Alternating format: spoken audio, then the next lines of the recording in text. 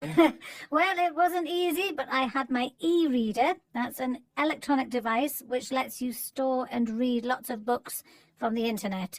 And I read a lot of Harry Potter. Harry Potter? I know you like wizards, Catherine, but shouldn't you have downloaded some classic literature? How about Shakespeare's The Tempest? That's got a wizard in it too. Well, yes, indeed, but Shakespeare on the Beach isn't quite right for me, Neil. Right, well, today we're talking about how poorer and more remote or distant parts of the world can get access to learning. That's right. But before we start, Neil, I believe you have a quiz question for us. Yes, I do. I would like to know what the proportion of the world's population that still has no internet access is. Is it A, a quarter, B, half, or C, 2/3? I'm going to go for C, 2/3. Okay, well, we'll find out if you're right or wrong later on in the programme. So, Catherine, how can these people get connected to the internet and start surfing? By using the Outernet. The outer what? The Outernet. That's the idea of entrepreneur Saeed Karim, and its goal is to give people in unconnected communities access to information without having to use expensive mobile phones or two-way satellite networks. I see. And an entrepreneur, by the way, is a person who makes money by starting their own business that typically involves some financial risk. Yes, I've always fancied myself as a bit of an entrepreneur. Well, you'll need money and ideas, Catherine. Have you got either of those? I've got ideas. Right, okay. I get it. So, can you tell us how the Outernet works, Neil? Yes, I can. The Outernet uses existing communications satellites to store and broadcast data.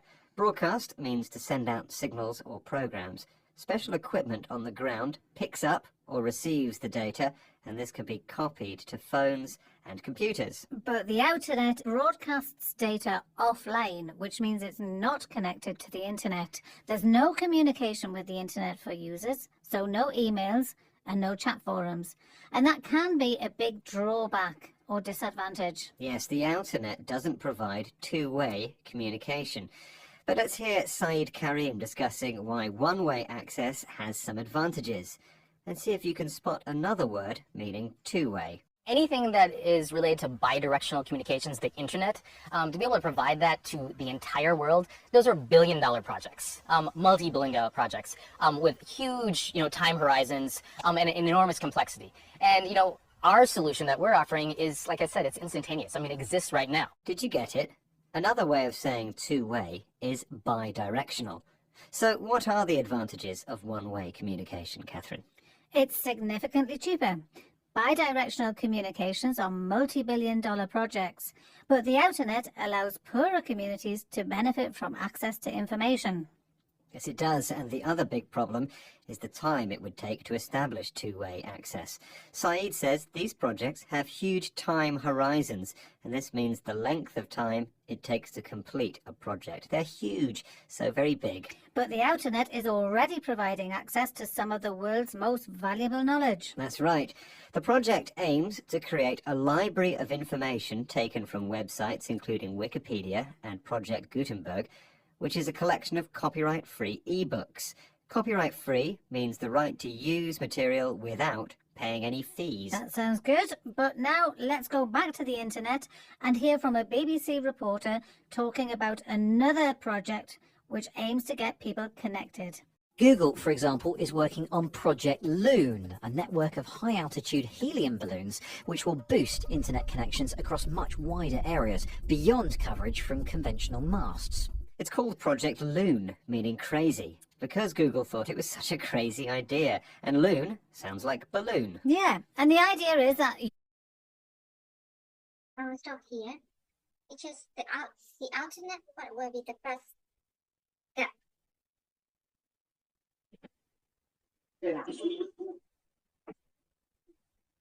Idea na teacher. Yes, I did it. Yes.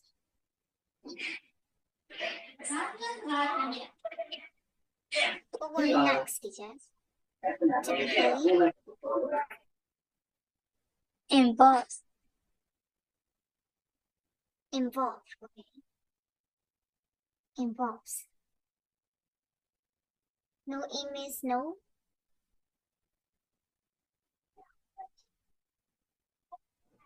Chaperons. chaperones.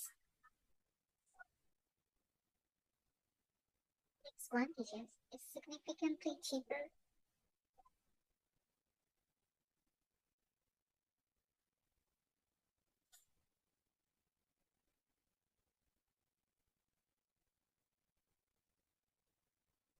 The word is not very long, Communications are multi-billion-dollar projects.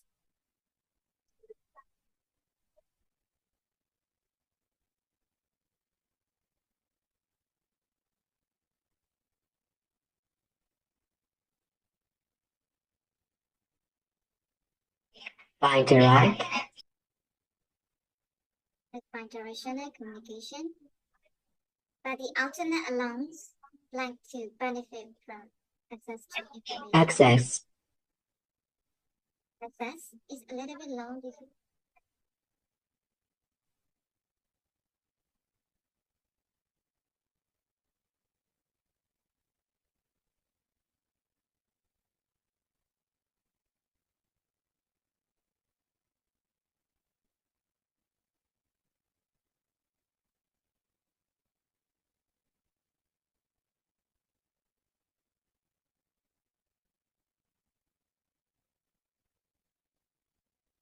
For what we suggest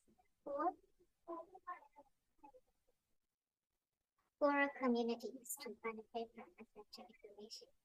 But the alternate is already provided Access. access to some of them.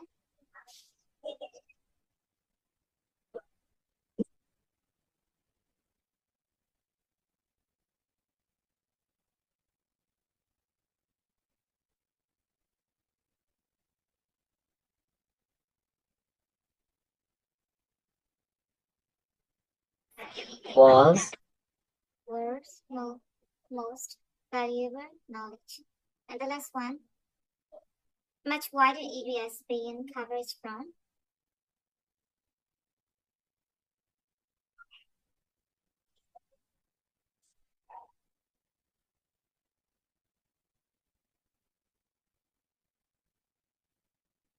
Where?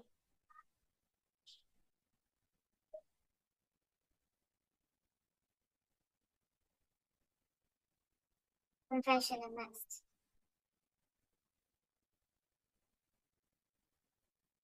Yes, as we planned last week, teachers, today we're gonna discuss about the assessments.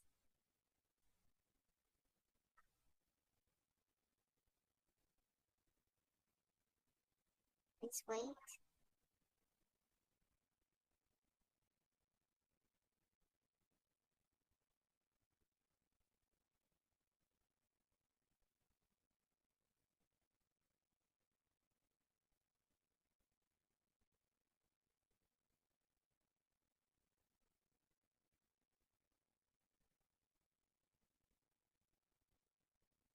I didn't pull out some notes from the assessment teachers, so that's why we're gonna discuss a lot about the assessment because there are a lot of things we need to discuss.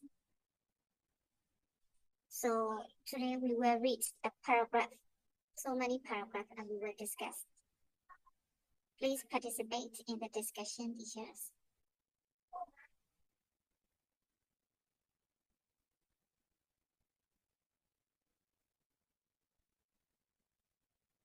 So we have discussed about drawing the lesson plan in unit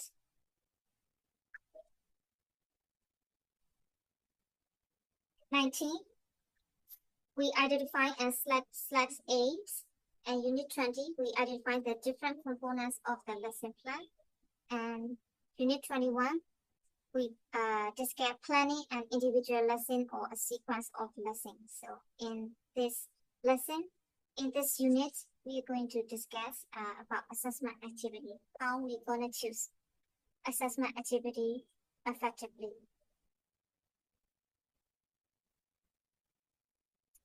Teachers, as you know, how many assessments are there? Basically,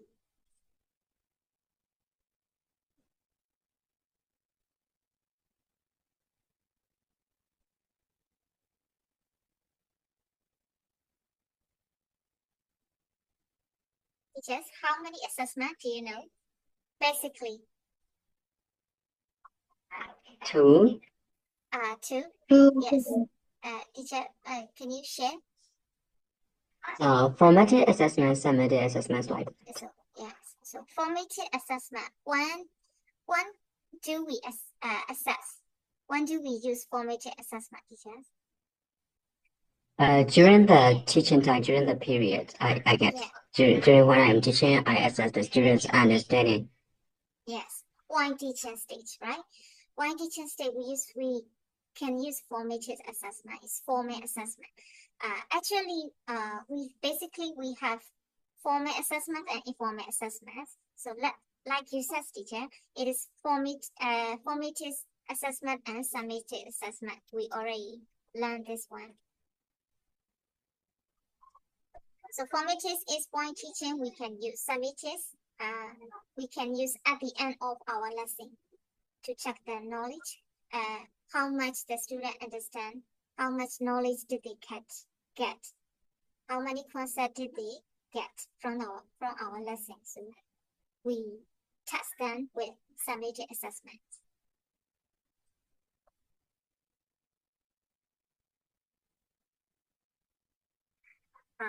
Teachers, can you type the purpose of assessment? Why do we need to assess our students? What is our purpose?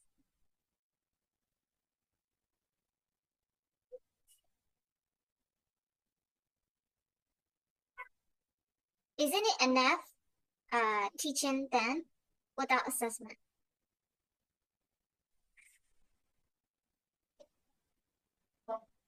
Not enough, teacher. Not enough. Of course, teacher. So why do we need to assess them? To be able to check their progress, of course, teacher. We can know through the assessment, we can know their weakness and their development through the assessment. Yeah, their achievement.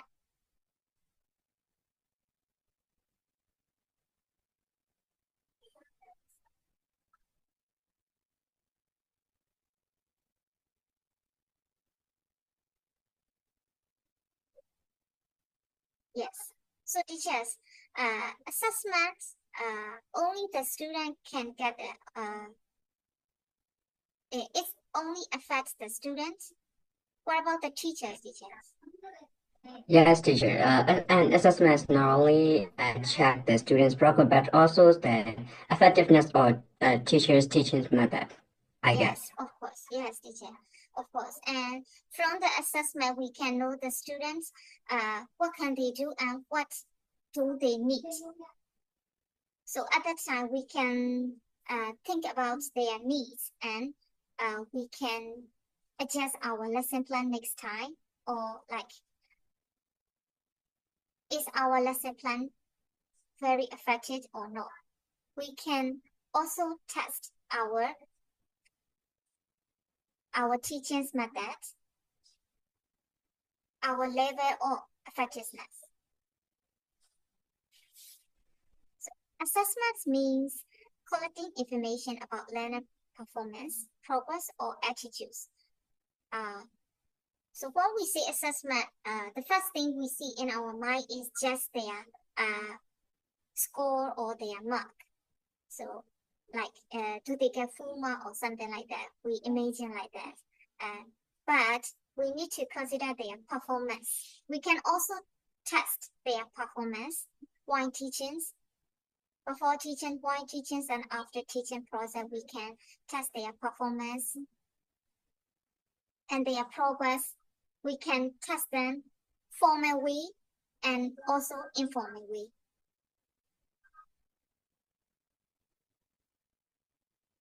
So assessment is the general terms for both tests and examinations. We can say assessment is the general terms. It covered all the tests and examination. We can use assessments. So as we already know, is formal assessment is during a lesson by monitoring while we coaching them, are they listening carefully or not? We can observe the students. This is formal way, informal way of assessment. And a formal way is we can use the test, class test, like achievement test, unit and test. These are called formal assessment. So when we plan the assessment, firstly, we need to think about our reason. Why do we need to test? Our purpose, our reason. We should think about it. Why do we need to test them? The reason. And then we can consider when and how often to assess them and choose what methods or assessment we're going to use. We should consider these things.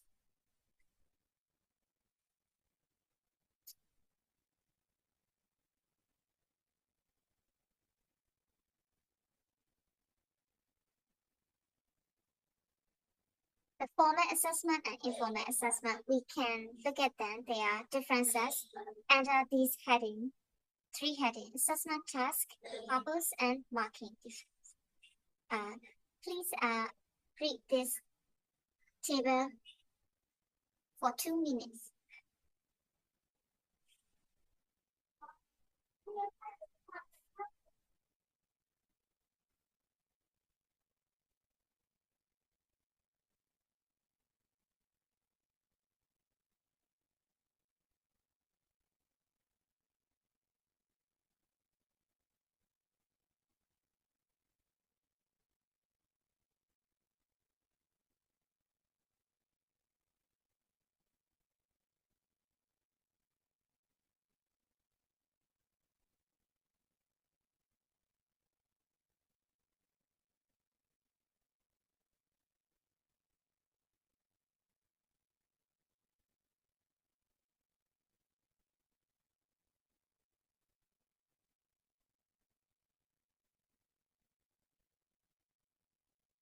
You're finished.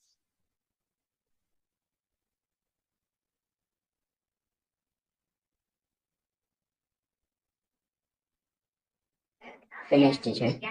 Yes, for the assessment task. The formal assessment is we can use tests and examination teachers, but informal assessment, we just do the normal classroom teaching and learning activity, and we can observe their behavior, their performance, and then can they listen to the detailed information or not? We can check them in informal way. And also through the homework task, we can check them, assessment task. And next one is our purpose. So why do we assess them in formal way? Because we need to know their overall language ability. It's like proficiency test. And next one is at the end of the course, we test them. This one is achievement test. And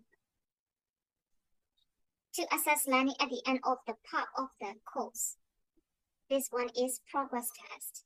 And to decide if learner can continue to the next level. So this one is kind of like level test or placement test, we can see. And here also placement test and diagnostics test. Teacher, normally like in our higher school, which test do we normally use?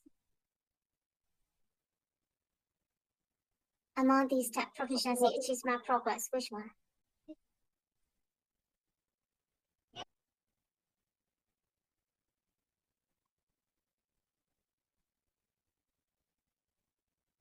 Achievement test. Achievement test, yes. Why do we use proficiency test, teacher?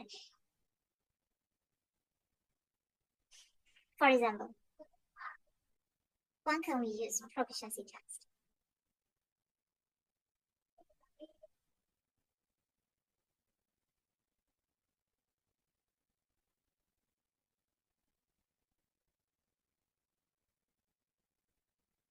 Proficiency test is like especially English, some English tests like 4 skill because it's overall language ability we want to know. So all the 4 skills, also grammar and vocabulary. It's kind of like proficiency test. Most of the English tests in advanced level we can call proficiency test. And teachers, what do you think? Progress test. Why do we say it's progress test?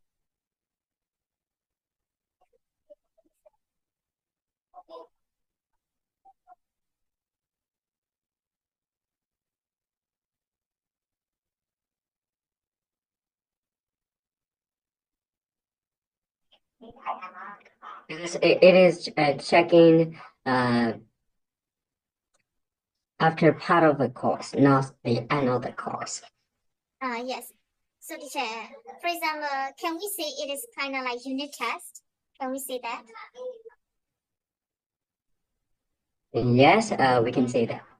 Yes. So for example, if in our syllabus or coursework, we have 10 units. So at the time, for the midterm test, we will test them 1 to 5. And after that, we will test them 6, 7, 8. So it's kind of like unit test. We can say progress test here. But when do we use placement test, teachers? Placement test. Then for the placements test, to check their levels or English. For example, are they A1 or A2 or start out with a level like that? Because to be able to give them the right level when they enter in an English class. Yes, of course. What about diagnostic test, teacher? What is the purpose of diagnostic test?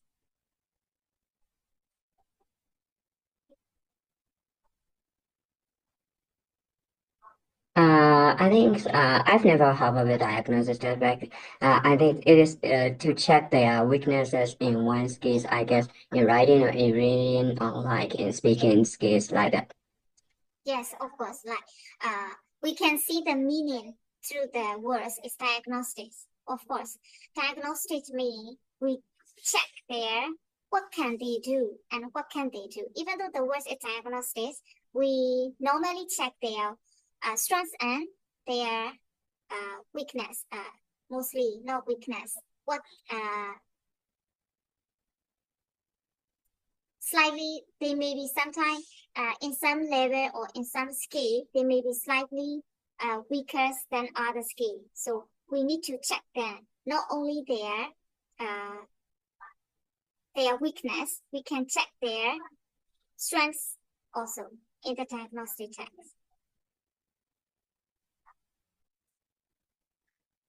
For the informal assessment, our purpose is as we said before, is also feedback for the teacher. So to find out how successful our teachers have been, we can check them. While teaching, we can ask them some comprehension question or like true for question, knowledge checking question. We can ask them this also in an informal way. And to help the teacher improve procedures or choose different materials or activity for future lesson, and feedback for learners. Feedback for teachers, feedback for the learners about what they can do and what they still need to work on. Is informal assessment purpose. And marking is we have the exact point and the grades we can give them. But for the informal assessment, teacher does not normally give the grades, and learners keep records of progress. Or maybe teacher can give like a star or like their performance showing chat on the wall like that, informal assessment. We just give like that, not the official announcement like grade or percentage pass fail like that.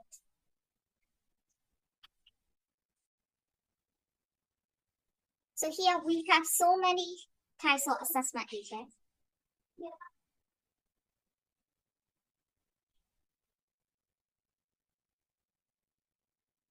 Please read for 1 minute.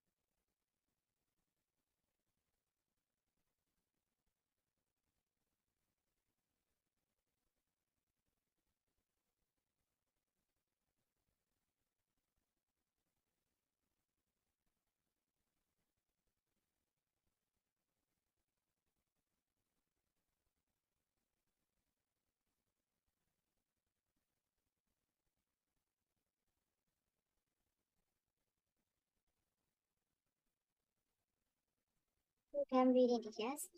Normally in the assessment, we have two purposes.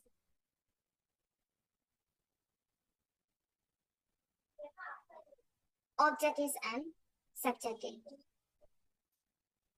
Teacher, which one is easier for the teacher to mark? Objectives or subjective?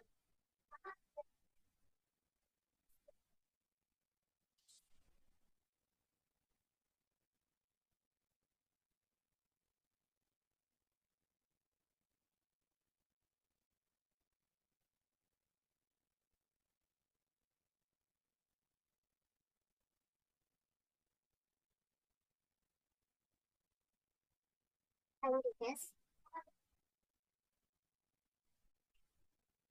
We have objectives and subjectives. Which one is easier for the teacher to mark? Objectives. Objectives. Of course, we have the definite answer to give marks, but for the subjectives, are we testing their fluency or their accuracy? We have to consider many things for the subjective test. So here, teachers, closed test. It's closed test. Have you ever seen closed test? Yes, teacher. Yes. It's kind of like 7 words and 1 gap, right, teachers? It's like closed type.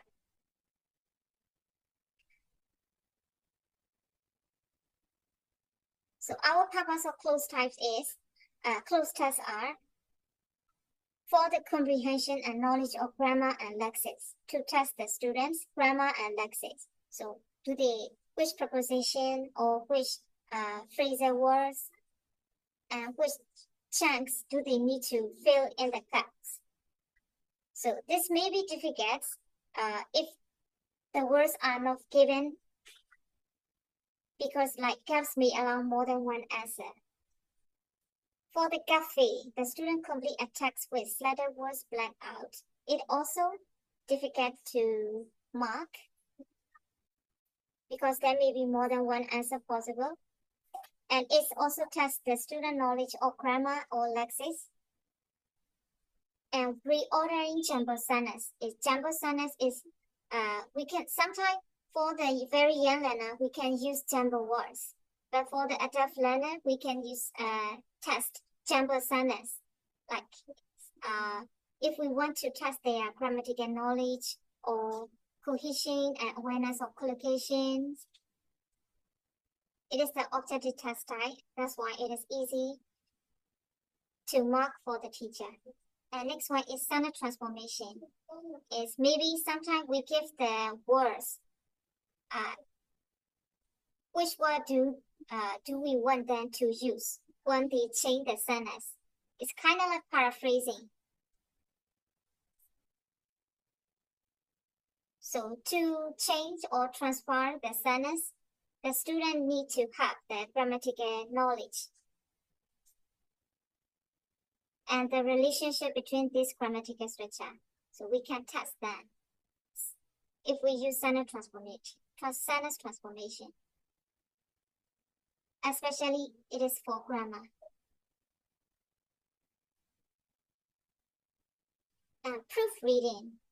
Teachers, proofreading is student correct mistake in a text. So proofreading is, can only teacher do the proofreading? Can the student do the proofreading, teachers? Yes, teacher.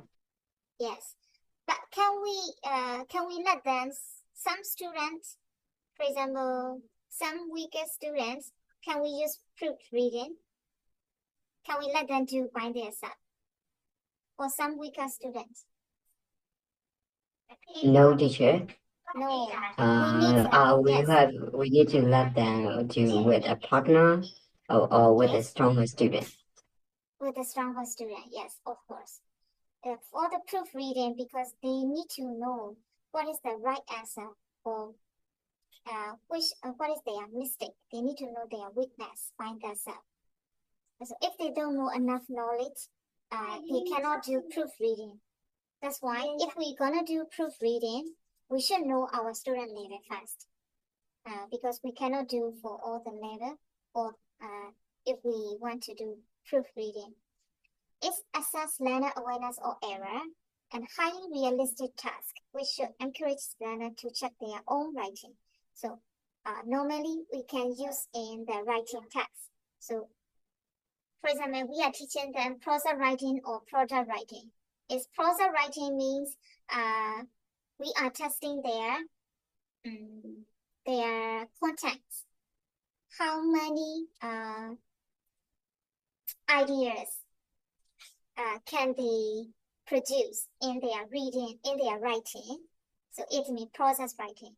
And product writing is we give them a model writing task, and after that we let them do the similar one for the product writing. So in the process writing or product writing, we can use this proofreading method, proofreading assessments. We can make it easier by indicating when there are errors, or more difficult by asking learner to find the error themselves and then correct them. So teacher can correct or the student can correct themselves for this assessment. And multiple choice question, you already know. For the multiple choice question, grammar, we can test grammar, lexis, or other language, or comprehension, or written or spoken text. It is also easy to mark because it is objective task.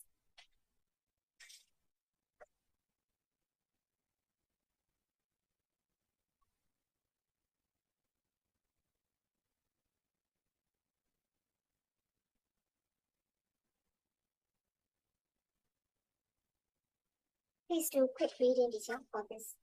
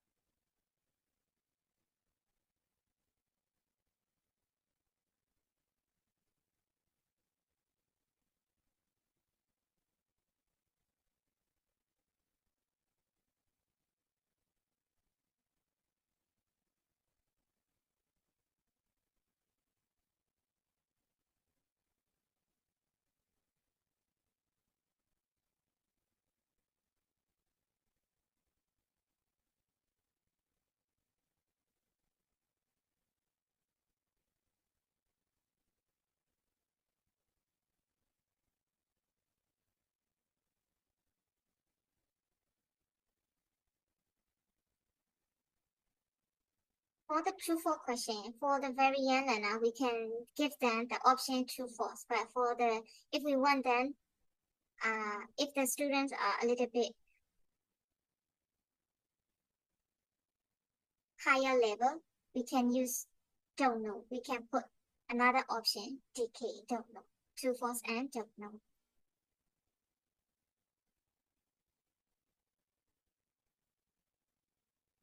And we can test there for the written or spoken text. It's also objective assessment type. That's why it's easy to mark. And by adding don't know option, it's make more challenging because the learner search a written text more thoroughly or listen to a spoken text more attentively. Sometimes teacher, instead of we put the don't know, what can we put?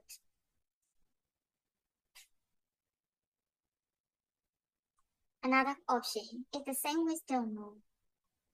Have you seen?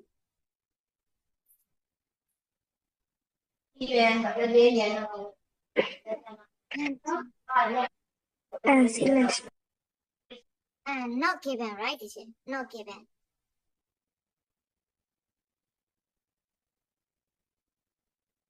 For a deaf learner student, if we want them to be more challenging, we can give the third option, not given.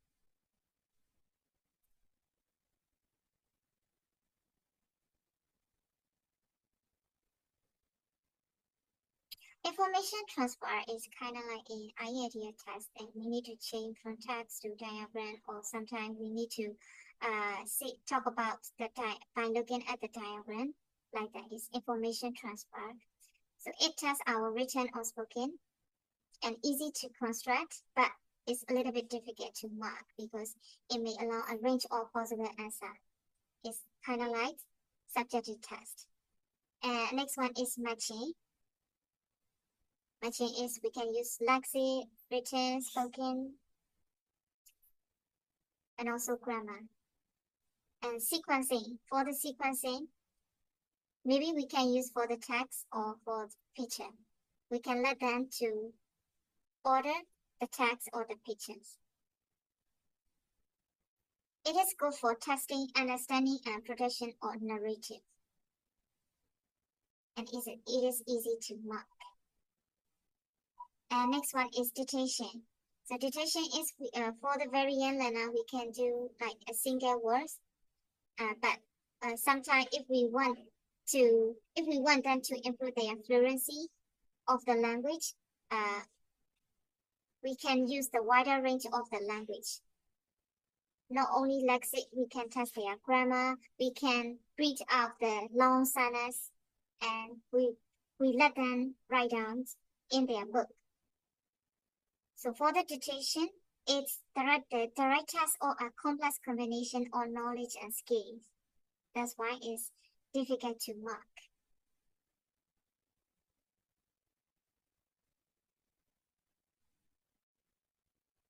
Teachers, for the dictation, what do you think? Why it is difficult to mark?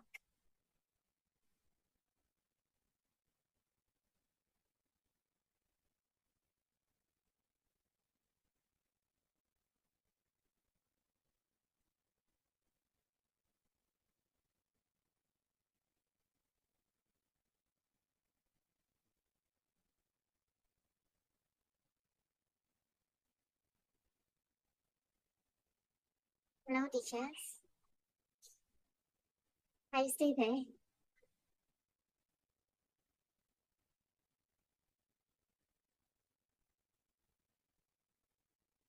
Teacher, how do you understand dictation, teachers?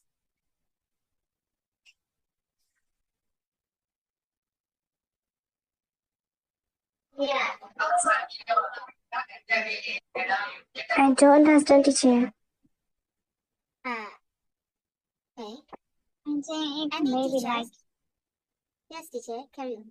yeah. I mean, it may be like, essay writing test. Yes. So that's why it's difficult to mark. Yeah. Teacher, one more idea. Why dictation is difficult to mark?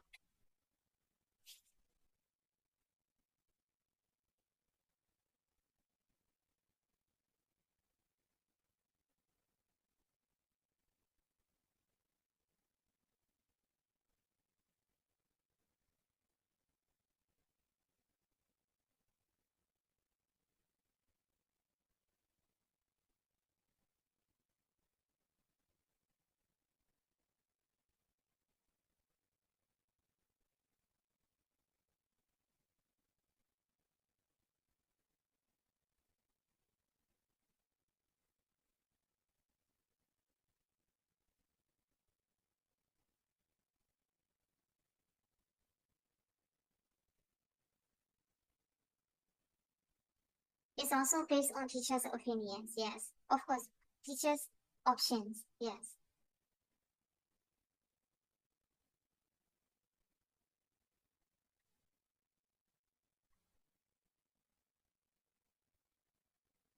teachers dictation ကလေကလေးတွေရဲ့ ဘာစကေးတွေကိုဆက်လို့ရတယ် dictation ရဲ့အားသာချက်ကလေးတွေရဲ့ဘာကိုဆက်လို့ရ Listening, Yes, listening, teachers. And then writing, writing, yes. And then reading also, teachers. We can test there. Listening, reading, writing, speaking. All these skills we can test. Because after they have write down what they hear, they need to read their coherence or the logical order of the grammatical structure or the lexic they need to check.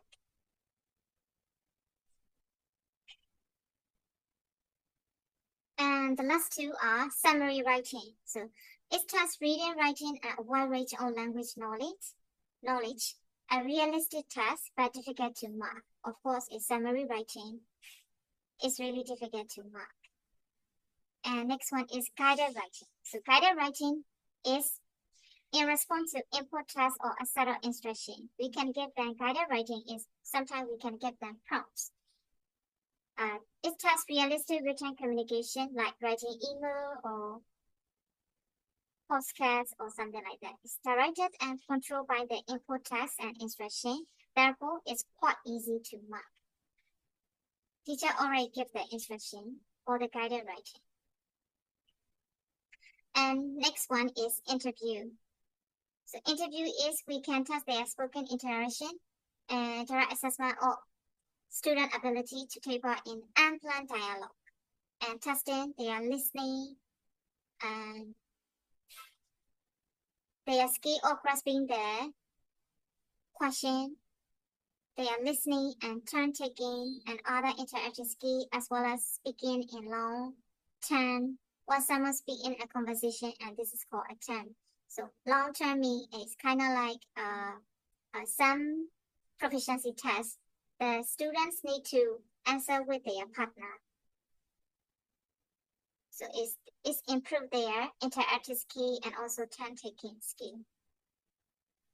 Information gap activity. So it tests and we can use a spoken interaction and also it create a real need for communication and it may produce quite controlled language and so be easy to mark or be more open-ended. Therefore, its subject is against marking.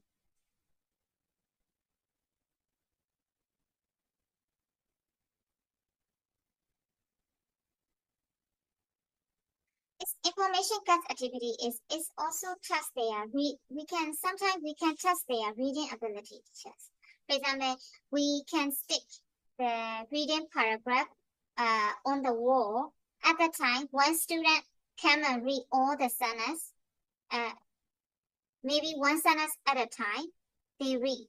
And then they need to come back to their group and then they say the answer for the gap.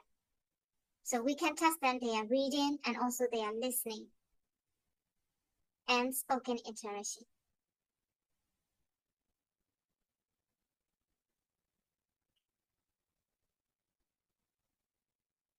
So for the above assessment test, they have their own advantages and disadvantages.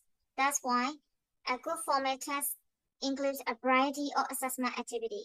So for example, multiple choice or true false, it tests only single item. That's why it's easy to mark and teacher has clear information about specific area of the learner language knowledge, but we can get only single focus and it does not tell us anything about the learner ability to produce longer samples of language. So that's why for some formal tests, activities such as interview or summary writing, it gives us much more information about learners' language, their ability to use the language, they are spoken or written. We can know much more information about the learner. even though these activity like interview and summary writing, they test so many things at the same time, it is difficult for the teacher to focus on particular area of the learner performance. So every test, every assessment has their weakness and their strengths. So single focus activity are like multiple choice, 2-4, they are very practical to design and it gives us reliable result. But they usually test knowledge about rather than use all language. So we can test their knowledge, especially facts.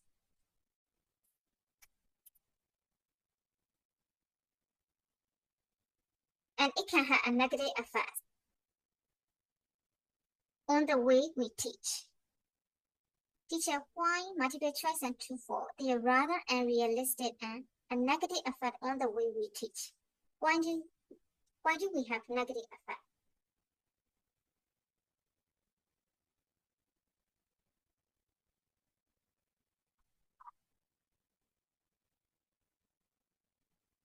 Hello, teachers. Can you hear me?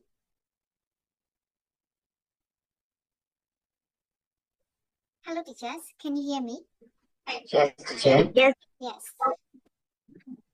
Multiple choice and 2-4. They are so unrealistic and why they can have a negative effect the way we teach.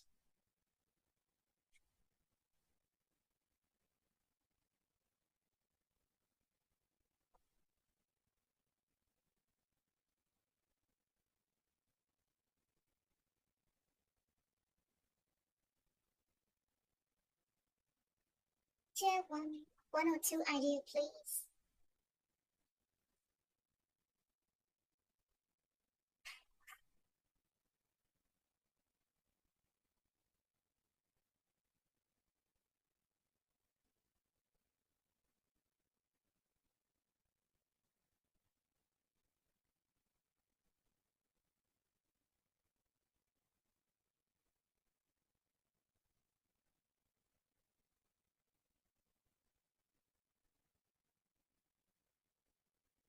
In this paragraph, they already mentioned it's only tested knowledge. That's why it does not give the teacher to test the student use of knowledge. The student uses of the written language or spoken language, we don't have the chance to test the student spoken or written skill.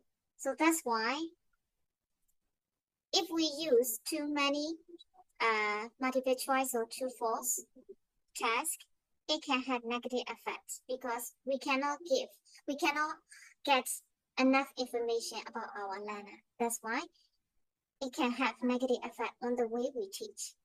And also activity that require learner to produce full text or longer sample or spoken language are far less practical to mark. For the teacher,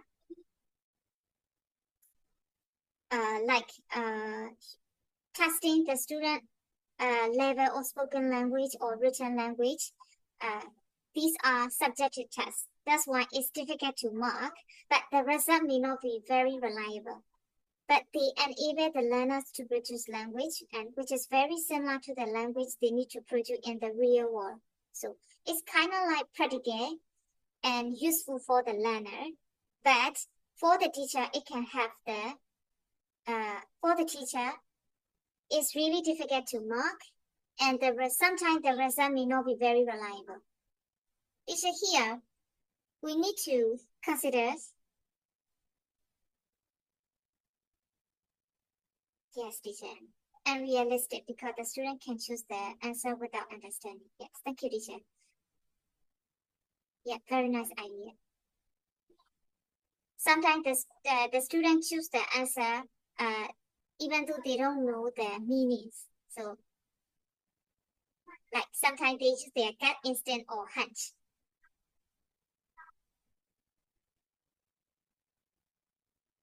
Teacher, here, reliable is very important. When we make the assessment, reliable is very important.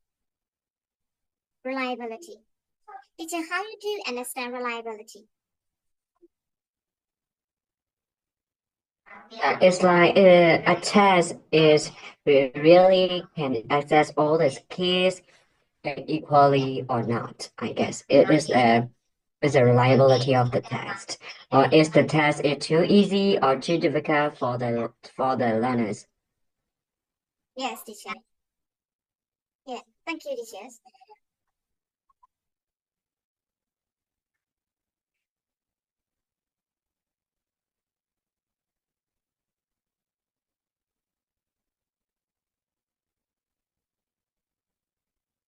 Whenever we test the student, we need to consider our test reliability of the test. It's like it should be not very difficult and not very easy. And sometimes some teachers is like that they want to test their purpose is not to be able to know the student level or to test their teaching's effectiveness. Not like that. Some teachers, only a few teachers, they have some intention or like for example, when the students answer their question, the student never get the full mark, or the students, some average students, even average student fail the exam. They want to get that kind of impression. Only a few teachers. So if the test shouldn't be like that, we should consider the reliability of our test.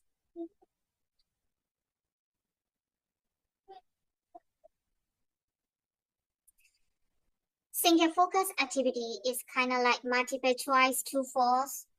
The answer is fixed. We already have the definite answer, so we can assess for the receptive skill. Receptive skill, reading and listening. We can best assess productive skill with extended activity like summary writing or interview. Although these are less practical to mark, they have the advantages of putting learner in a situation where they have to use the language in the same way as in everyday life. So this is also the same with the fact, similar with the first paragraph.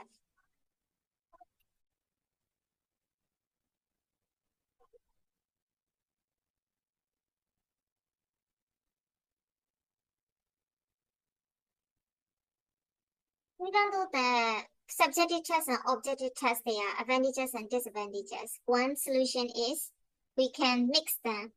We can use both types of activity. The formal assessment activity described above are used to assess learner on a single occasion, like a photograph. We can use an informal assessment activity like continuous assessment or portfolio. Teacher, I think you already heard the word portfolio. What does it mean, teachers? Portfolio is like constructing our profile more stronger with our experience with our works. For example, with the student achievement result, we have to build our own to make our profile stronger. Yes, normally portfolio, the students keep or the teacher keep, teachers.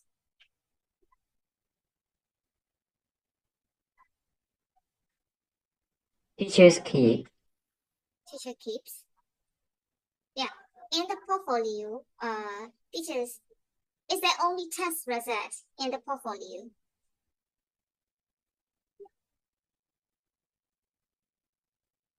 I think so. Okay.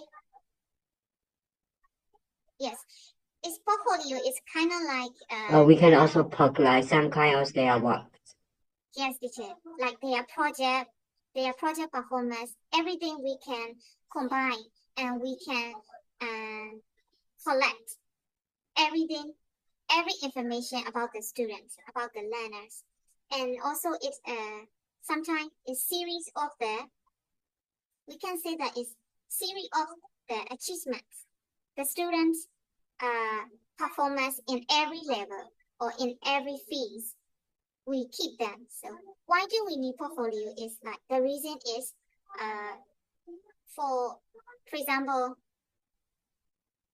if a student transfer from one school to another school at that time, the portfolio is very useful for the learner, because like we can know about these students by looking at their portfolio. We can know everything about the students.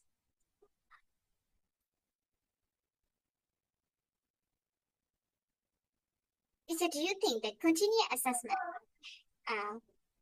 what is kind of like ကျွန်တော် classroom ထဲမှာသုံးနေရဆိုရင်ဒီ continuous assessment ကဘာနဲ့သုံးစင် It's like a weekly assessment test or unit and test. unit and test, but it should be continuous, right, teacher? Yes, teacher. Yeah. So it shouldn't be like cut down or something like that. So continuous assessment means you should have the plan ahead. For example, after 2 months, you will test this unit test, and after every 4 units or after every 2 units, you will test the student level. So it's continuous assessment is you should have the plan ahead. So portfolio is a continuous assessment or a portfolio. We assess the student over time, more like a film. Portfolio can contain over the student work for a period of time or just a selection of the work. Sometimes it will also include some kind of evaluation written by the student or his or her own work. So everything the student that they do in the classroom, all the results we can keep in the portfolio. By looking at a student portfolio, we can assess their progress over a longer period of time, and portfolio can be useful for assessment by the teachers and also for self-assessment.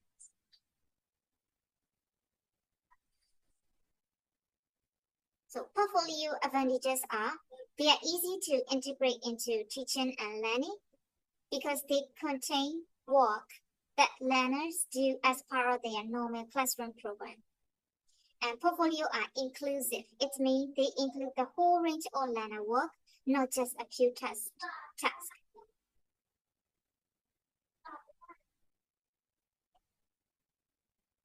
Portfolio are very informative because we can know a wide range of useful information for teacher, for learner, and parents also, as they focus on productive and receptive skill and show what learner can do with the language in the classroom or outside the classroom, not just in the test situation.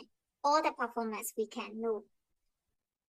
And portfolio are developmental. It means assessment is continuous rather than a single event. That's why they show how learning is progressing, and we can also see the students' progress and their development over time, not just what the learner can do on just one day, not just for one day. Portfolio can also be reflective. When the owner of the portfolio writes some comments about the work, which are included as part of the portfolio. Teachers, here, what does this mean? It's reflective. It should be reflective.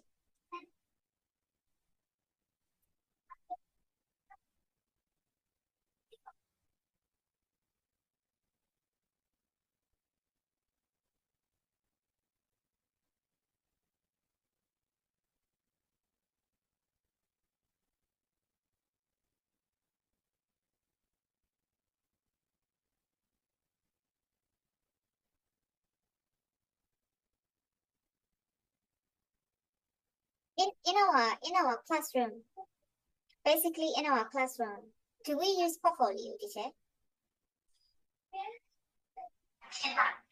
No, teacher. Usually we don't use. Yeah, normally we don't use the portfolio.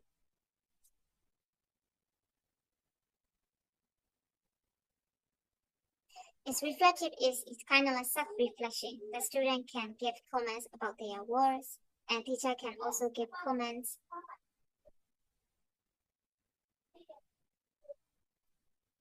The disadvantage of portfolio is the teachers may have a large amount of marking at any one time, and much of the marking may be quite subjective. Continuous assessment. In the continuous assessment, each piece of work that the student give in throughout the term contribute to a final mark, can overcome the problem of having lots of marking to do at one time. So here, portfolio can has disadvantages because the teacher have to make a lot amount of marking at any one time.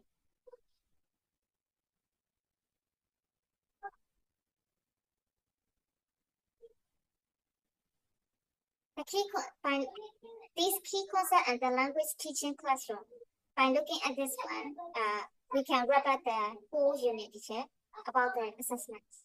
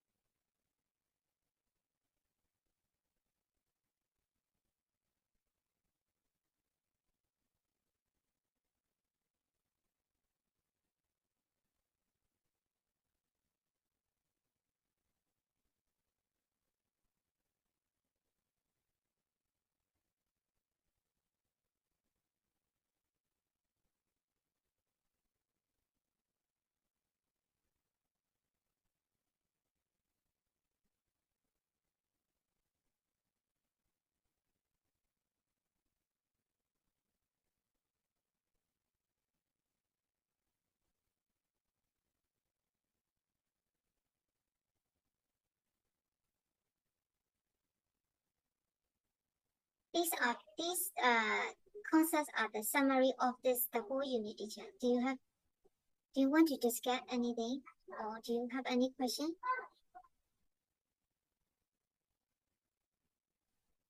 We have one thing to discuss teaching here, assessment criteria.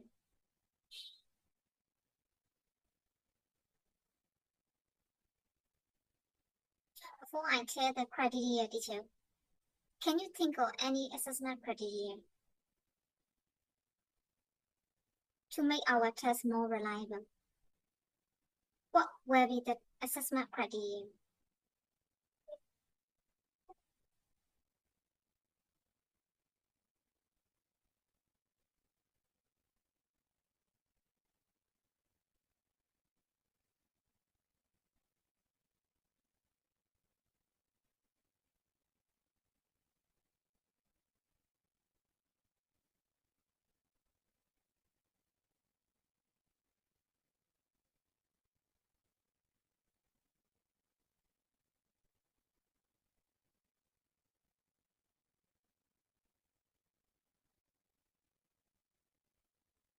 Teachers, assessment criteria, can you think of?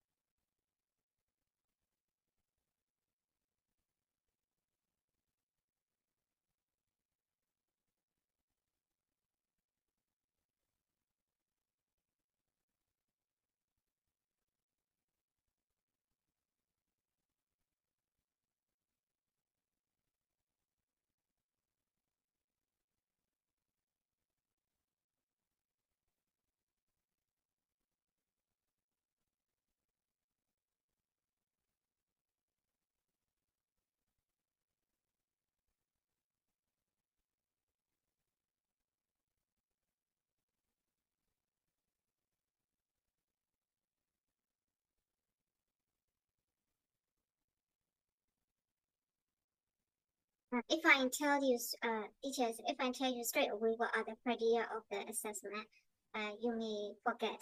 So if we see, we will see tomorrow morning. We have tomorrow 8 to 10, right, teachers? Yes, teacher. Yes. For tomorrow class, this will be our homework, teacher, assessment criteria. You may Google or you can search from other website. You can Google it. It's assessment criteria.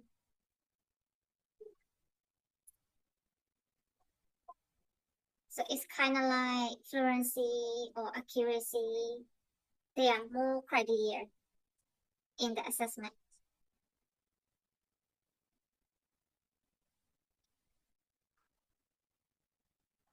The subjective tests are really important because it's oral interview or letter or essay. When we do this subjective task, we have to consider our reliability of the test. That's why we have to compare against these assessment criteria. When we prepare a class test, it's really important to test the main thing we have taught and to include a number of different tasks, and so that we can get a good picture of our learner strengths and weaknesses. So sometimes normally the teacher tests the contents of the lesson that we have taught, but like sometimes we can change a little bit the content.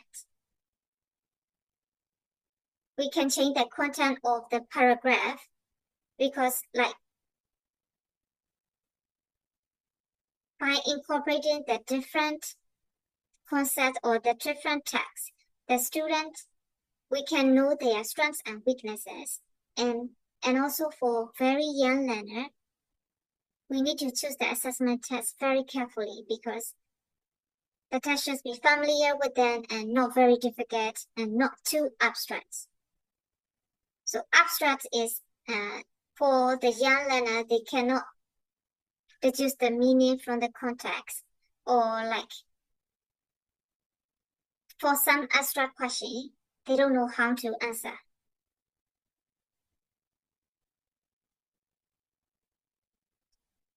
So informal assessment is depend on the size of the class. If we are going to do informal assessment, it depends on the size of the class. So depending on the size of the class, how can we assess them through informal way? And the age of the learner also. It's because the informal assessment is usually especially useful for young learner, and then formal tests are often too abstract. That's why For the young learner, we use informal assessment. The language, knowledge, behaviors, or skill we want to assess. And next one is frequency of formal test or examination. So frequency is twice in a year or 4 times in a year are we going to test them. So formal test or examination, we should have the plan or the frequency. It's important in informal assessment for learner to know that we are assessing them and to know how and when we are doing it. The student should know. And to carry out the informal assessment of the protected skill in larger classes, we probably need to assess small numbers of learners in different lessons, and we can observe the class or particular students or record our opinions on a record sheet or fill in a checklist. Informal assessment. For the informal assessment, teachers, we can check them, for example, for the speaking practice or conversation practice. If we are doing the conversation practice or speaking practice, at the time, we can go to the students and then we can note down on a piece of paper, but not too obvious, because the student may hesitate. If the teacher is noting down their mistake, the student may be hesitant. So that's why we should use a piece of paper, and then we can note down their mistake. And after the speaking practice, we can write the mistake as a general term. No, we don't need to mention the student name. Who did the mistake? Who did that mistake? We don't need to mention their name. We just point out the mistake. That, okay, students, these are the common mistakes that you make. So you should be careful of these language targets or this uses of language. Teacher can give feedback after the speaking practice. So that's why informal assessments of productive skills, like especially speaking and writing skill, we probably need to assess small numbers of learners in different lessons, and we can observe the students. We can record our opinions on a record sheet.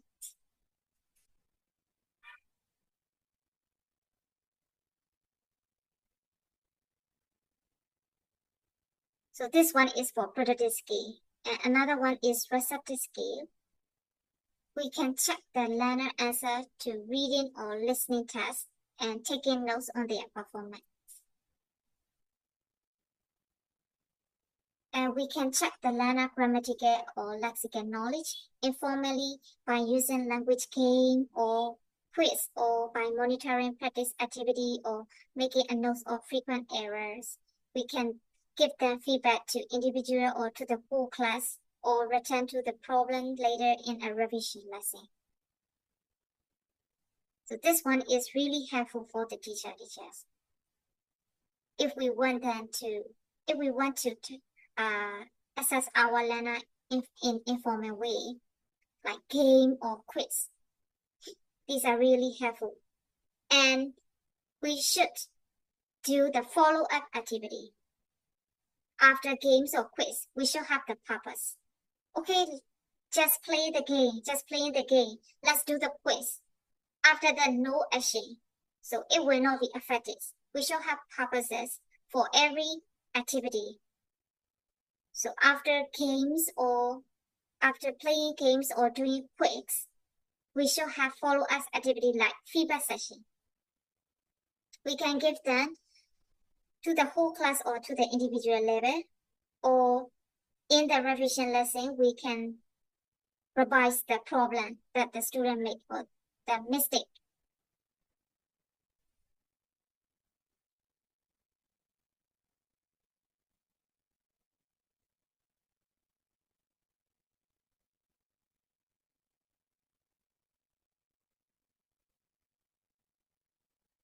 The student motivation and effort we can test. Their motivation and effort.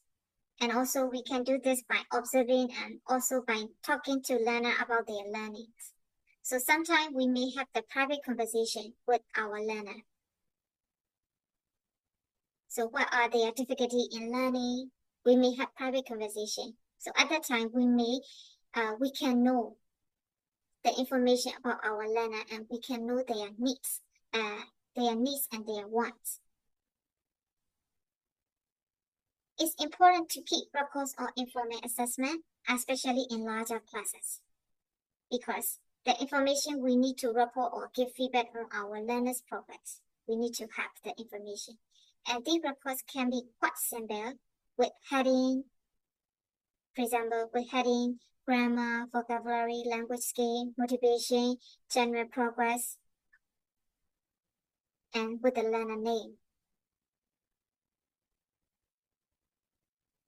So it gives the teacher to know the learner profile.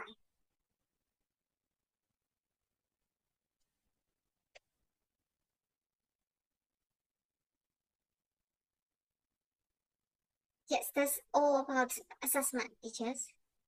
After that, we will do some comprehension question. Do you have any question, teachers, before we do quiz?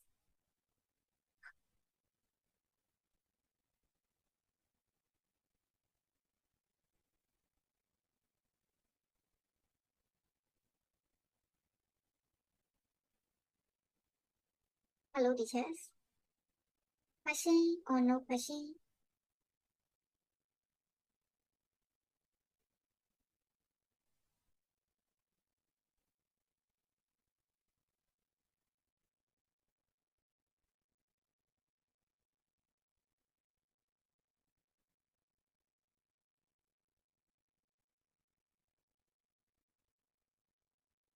Not yet.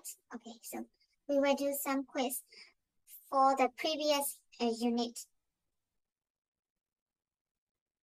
Sequence of the lesson.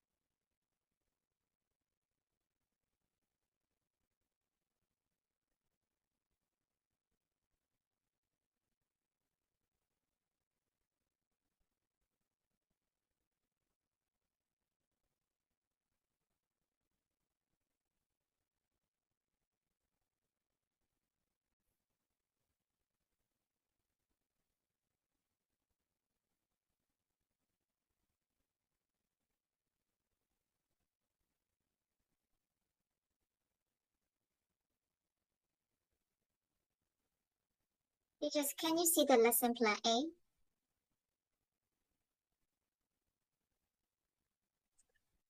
Yes, teacher. Here,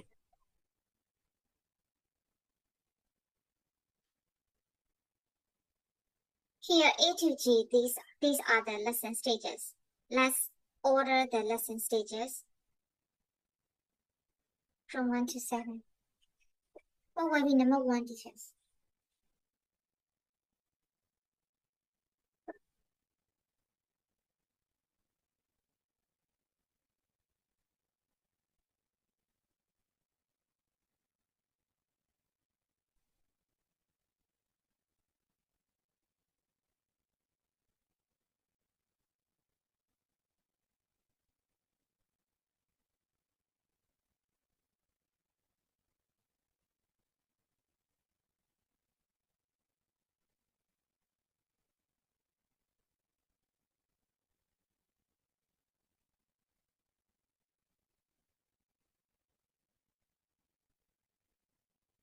Okay, you can annotate on the screen which letter will be the first stage.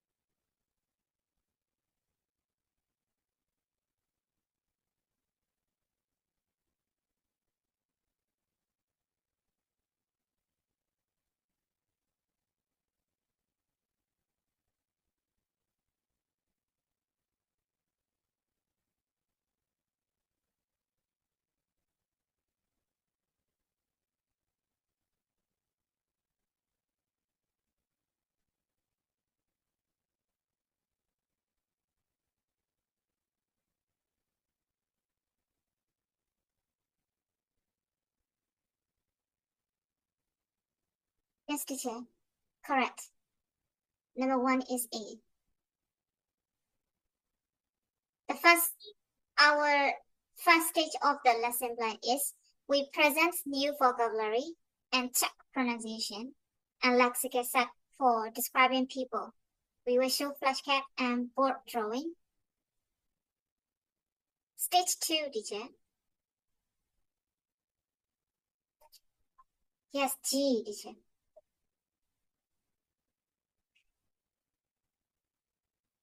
Teacher present new vocabulary and the students will listen to the description of the paper to contextualize and check new language. Yeah, this is 2. And what about 4, teacher? 3D 4E.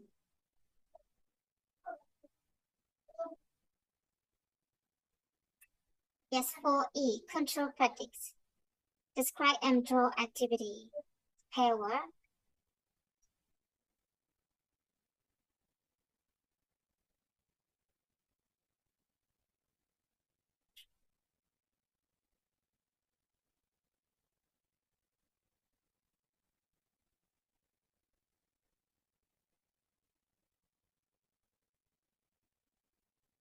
Yes, 5 is B. 6 is C. 7 is F.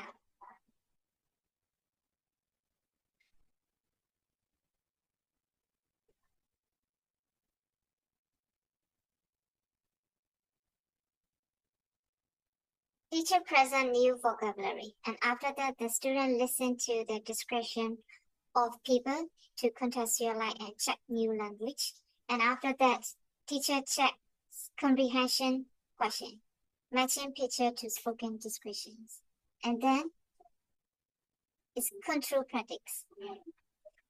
Describe and draw activities, pair work, control practice, and then the teacher show the video to facilitate the listening and speaking activity and provide model for freer or oral work. Because we can go from control to freer practice. So 5 and the 6 is the student do the speaking. Is interview, police interview. And 7 is the last one. Writing should be the last activity. Description of people and places is freer practice for functional language.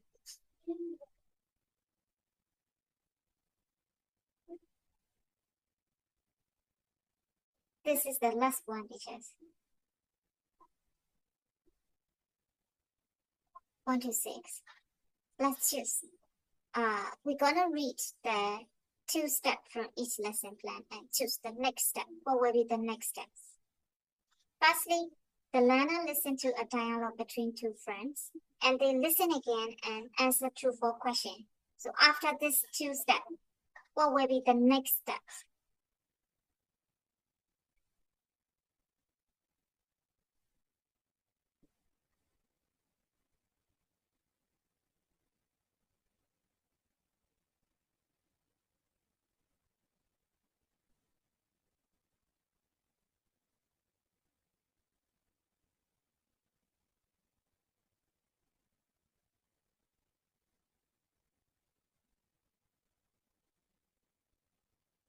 E. Yes, teacher, A. The learner check their answer in pair. Number 2.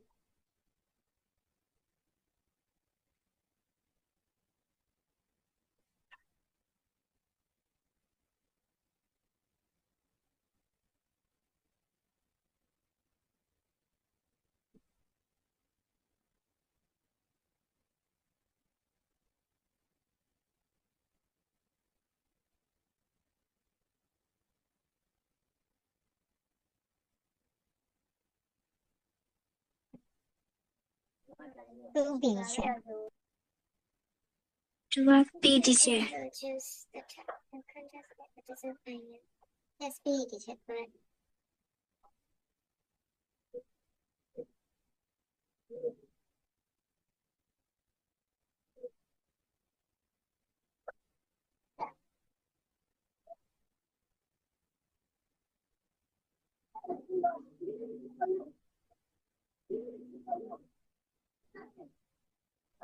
Three C, teacher. 3 is C. Yes.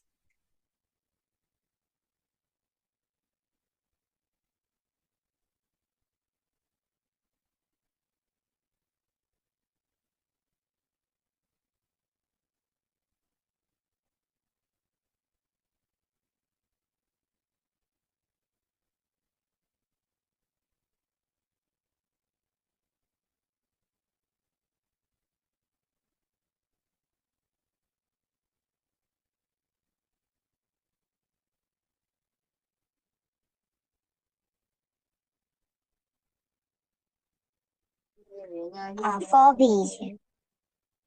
B or C, teacher. The learner write the story. Have a look at the learners listen to the teachers telling a story about friendship. In groups, the learner walk together to tell the story again.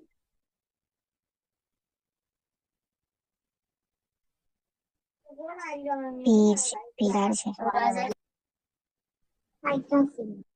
Yes, it's B, teacher. The learner write the story.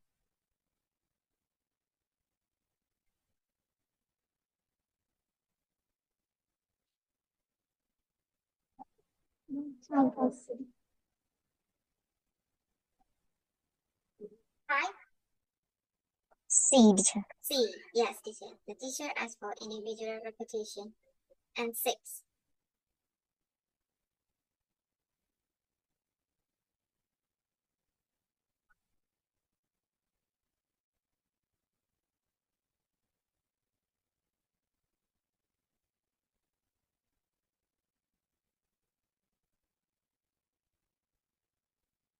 No, C, that is. Yes, 6 E, E, teacher. teacher.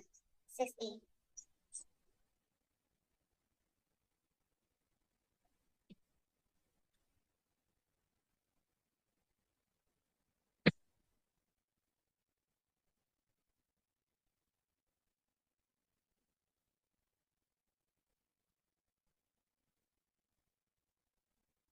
Teacher, you already know assessment task and task.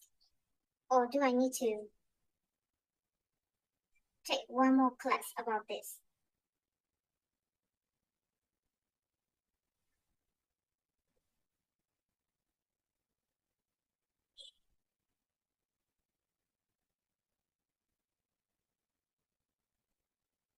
I think most of the teacher are already familiar with the assessment test, like summative proficiency achievement test. Right, teachers? Yes, teacher. Okay. So I will skip this lesson, which is another one tomorrow. Teachers, homework is the assessment criteria. Please start it. How many? Yes, teacher. Yes. How many criteria are there in assessments?